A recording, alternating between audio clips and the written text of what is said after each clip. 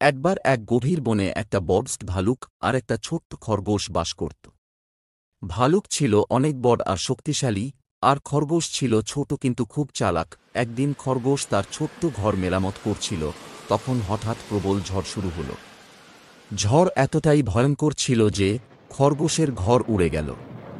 বেচারা খরগোশ খুব দুশ্চিন্তায় পড়ে গেল, এখন সে কোথায় থাকবে।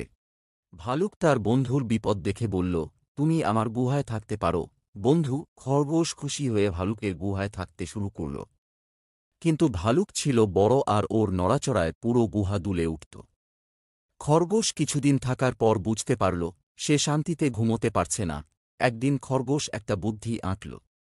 সে বলল, ভালুক ভাই, তুমি এত বড়, তোমার জন্য আরেকটা বড় গুহা হলে ভালো হয় না? ভালুক ভাবল, সত্যিই তো, আমার বড় জায়গার দরকার।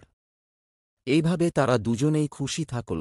ভালুক পেল তার বড় জায়গা, আর খরগোশ পেল তার শান্তির ঘর। বন্ধুত্ব ঠিক এভাবেই চলতে থাকে, একজন আরেকজনকে সাহায্য করে, আর সবার জন্য ভালো কিছু হয়।